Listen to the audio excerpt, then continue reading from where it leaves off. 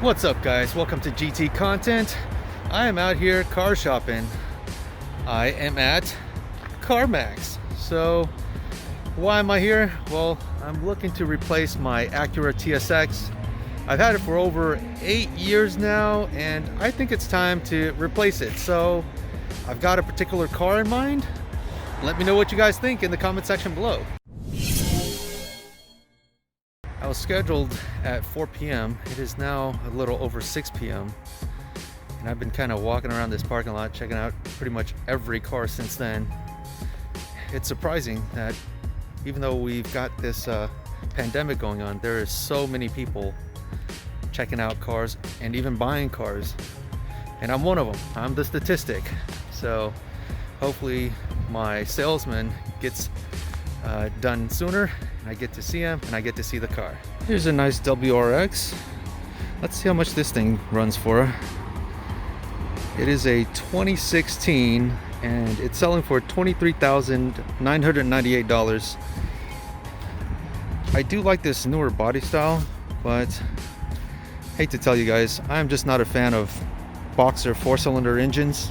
I think a 4-cylinder should be much more simple, and a boxer just overcomplicates what a 4-cylinder is. If it has 6 cylinders or more, I can understand that, but to me it's just a lot of work. Maybe get a Civic Si instead. It's a coupe. Let's see how much it costs. It's a 2018 Honda Civic Si and it's selling for $20,998. One thing that is just distracting for me is this rear end. It looks confused. It wants to be a hatch, but it's not, because you can see there's a trunk right there. I'm just not feeling this style or this direction Honda's going with their cars. I know the next generation is very similar too, with this integrated fastback looking trunk deal, but oh well, everyone's got their own preference. And right beside the SI is the modern day 240SX. I do like this body style. I think Subaru did a much better job than Toyota with the front end, but to me, I just think it's underpowered for what it is. There are a lot of cars that you can get nowadays for the same money with more power. Call me power hungry, but you know, I just don't want to be stuck with a slow car. I'm sure it's fun in the twisties and stuff, but most of the time that I'm driving, it's going to be in the city, so I'm not going to be driving up Mount Acuna every night. Here's a SS Camaro. Let's see how much this thing costs. Oh, it looks like they just parked it right here recently. Oh, here it is. So 2016 Camaro SS, $31,998. Not bad. To me, I think it's just too big of a car.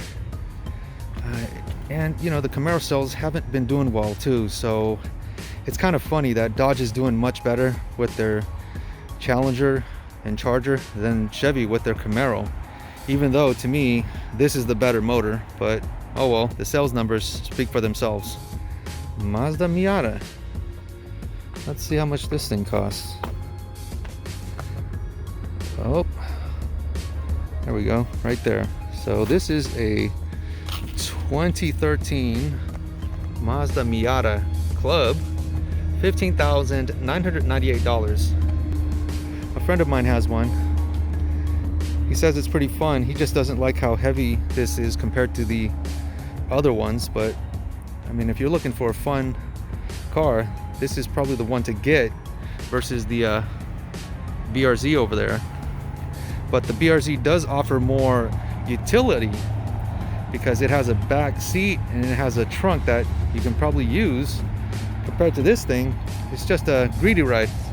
It's only good for 2 people and you can't really take much with you. As we scroll through, we got a Challenger. Like I said, these things are selling better than Camaros. So hey, it's a special 392 version also. Let's see how much it costs.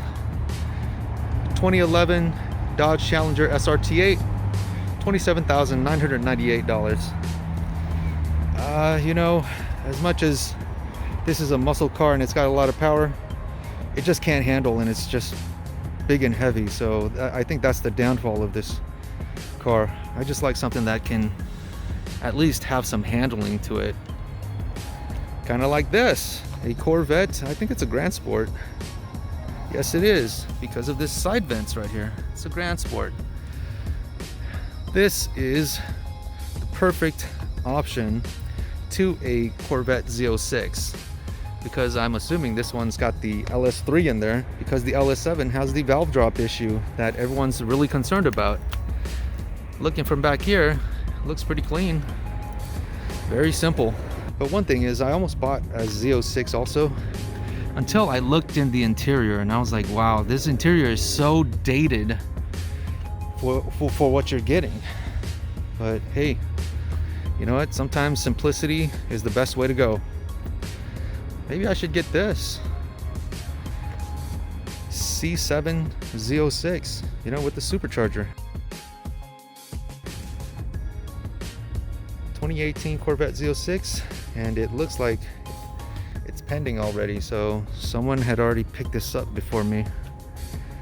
It is a nice color, but look at these wheels too. Chrome in the front and rear, big old brakes, real nice. They should not have made a ZR1 for this generation, because the Z06 is already supercharged, and with them making a ZR1, it just didn't make any sense. The ZR1 is just a Z06 on steroids with better cooling and such. So in a sense, the Z06 was just a beta tester or guinea pig for the ZR1. If they had kept the Z06 naturally aspirated with 500 horsepower, yeah, then they'd have a good selling point. And I understand, guys, the ZR1 does make more power, but overall the Z06 and the ZR1 are almost the same car. Now, what the heck, I'm waiting so long anyways. If you guys look behind me, I'm passing it up right now. Yeah, it's this one. So this is what I'm here to look at today. This is a 2017 Acura RDX. This car reminds me of my Acura TSX, but in an SUV form. I've been looking into a replacement for the TSX, and this seems like the most logical direction to go, because as much as I do still love my TSX, it is just outdated. I just need something newer, more powerful, and this thing comes with a V6 making around 280 horsepower, and that's a lot compared to my little 200 horsepower TSX. And the kicker to this one is that it also has, let me get there real quick, all-wheel drive. The all-wheel drive is not that advanced though. It is not the SH all-wheel drive. It is just a derivative of the Honda CR-V's all-wheel drive, which uses a rear differential in the rear and a clutch pack that slips, so it doesn't distribute power from left to right, but it'll do. I do have plans for it. If the all-wheel drive doesn't work that well, I'm going to try to improve it, but hopefully the guy comes soon. As you can see, it is foggy tonight. Everything looks pretty good inside. There's a few things here and there that need some work because it's a used car, but so far not too bad. Here is a white one. I remember seeing this one on their website too. I don't mind white, but the problem with this one is that it's front wheel drive. White with black leather, that is a great combination. I'm not really into the khaki interior. It just reminds me of crap, so just not really into khaki interiors. White interior, black interior, a gray interior, yeah, that works for me, but not that khaki color. It is a nice car though. I wouldn't mind if it fit my criteria. Oh, and let's take a look at the sticker price, which is $23,998.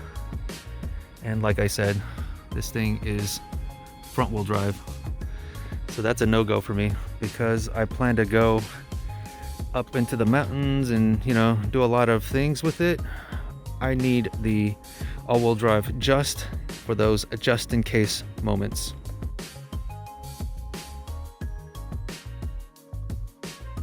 All right, I am almost done. I gotta do the last signing.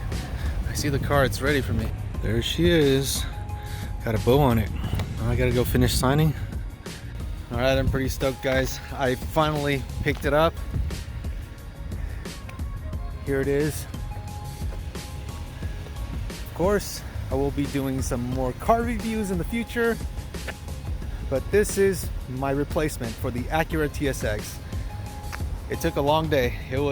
I've been here since 12:30 and it is about 4 o'clock right now, so about 5 hours for me to finish this process, including yesterday.